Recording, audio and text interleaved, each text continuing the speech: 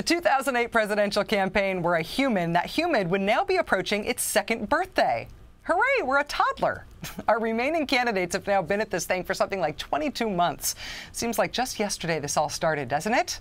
Well, I think that means it's scrapbook time. The funniest, weirdest, and cringiest moments of our campaign toddler's existence, we've compiled them for you. Let's roll it. So there were the front runners. And my friends for change that's Day one. And then there was the supporting cast, the ones who had to make their own waves. Sometimes quite literally. Like Mike Gravel, who for a while seemed like he'd be Alaska's lone contribution to this race. He offered up the zeniest ad of '08 as he stared into a camera, never uttered a word, and then threw a rock into a pond.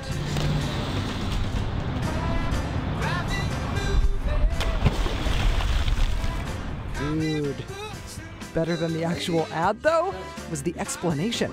When you throw a rock in the water, you're creating ripples into infinity. As I said, dude, how did he not win? Better yet, how did Tom Tancredo not win? I mean, he created his own fictional TV series, Tancredo Land, where he surprised unsuspecting homeowners with memories of his youth, like telling them that his grandparents died in their house. Which means I think I just answered my own question about why Tancredo didn't win. They both died actually in that front room. I mean, in that bedroom off of the front room. Really? Yeah. And then there was, oh yes, Alan Keyes, God's gift to people whose job it is to talk about the news. Congressman Paul, what's the biggest obstacle standing in the way of improving education? Do I have to raise my hand to get a question? I'd like to address that question. I'm getting to you. No, you're not. You haven't in several go-rounds, so I have to make an issue out of it. I would like to address the question of education. Go ahead. I don't wish it to pass Go ahead, on please. without being You addressed. have 30 seconds. They had a minute. Why do I get 30 seconds? You see, your unfairness is now becoming so apparent that the voters in Iowa must understand there's a reason for it. Alan Keyes, I miss you when you're gone. See you in 2012. And remember when people thought Fred Thompson would win this thing? That lasted right up until he actually started running. First of all, could I have a round of applause? Yay, Fred! Sure, you can get some applause. And we also applaud all the fake records set this year by the candidates.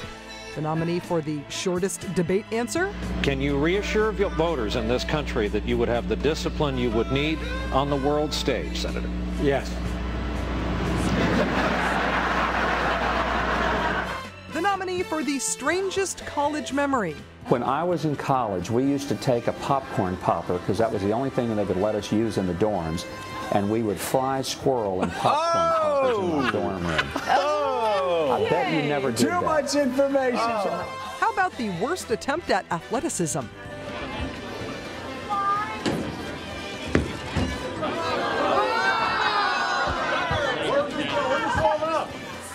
A candidate's boldest public admission? Did you see a UFO?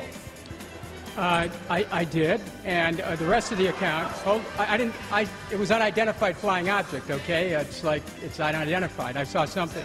My nominee for creepiest campaign song would be the choir before the values voter debate that sang, "Why should God bless America?" Why should God bless America?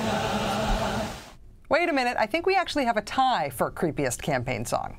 Bum, bum, bum, bum. Anyway, Most unfortunate but apparently good-natured ethnic slight?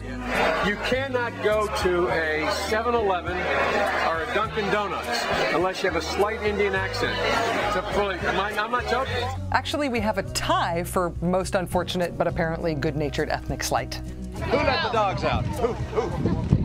While we're on the subject of Mr. Romney, how about an award for worst use of sports metaphors? we've had, if you will, the first inning of a game that has, let's say, 50 innings in it.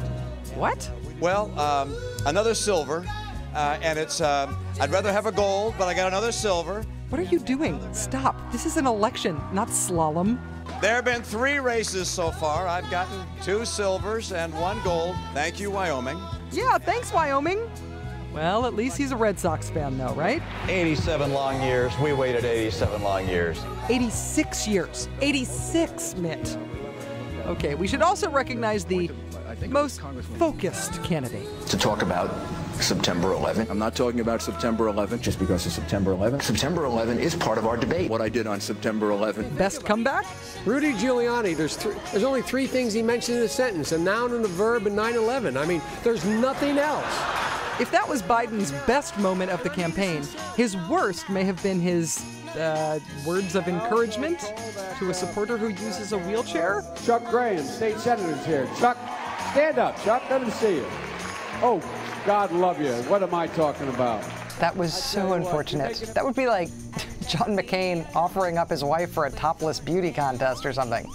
Oh, wait. And notice that you have a beauty pageant, and so I encouraged Cindy to compete. I told her with a little luck she could be the only woman ever to serve as both the First Lady and Miss Buffalo Chip. John McCain, you were an unexpectedly deep well of bizarre misstatements this year.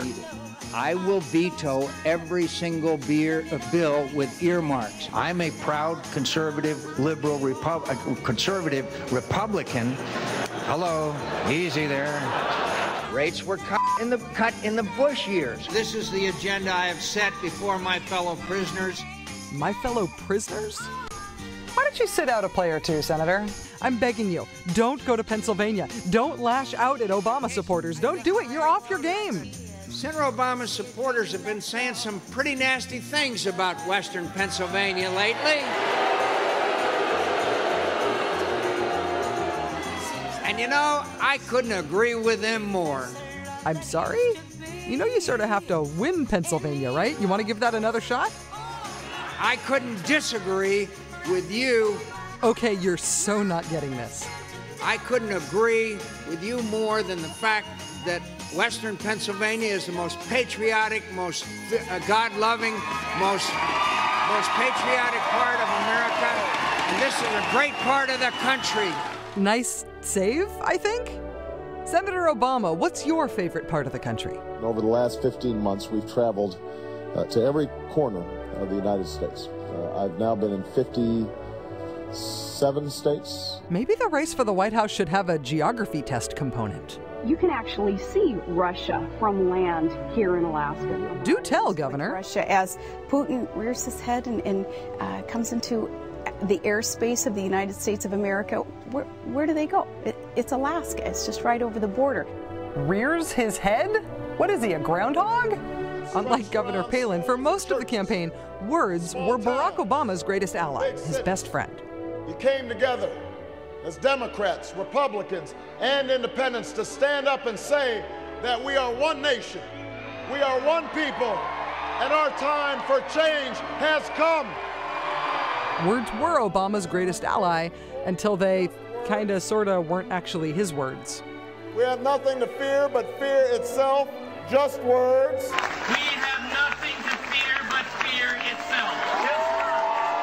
Senator Clinton, any thoughts on this one? You know, lifting whole passages from someone else's speeches is not change you can believe in, it's change you can Xerox. And I just don't think, no, but Barack, it is, because if, you know. The crowd, not big fans of that line.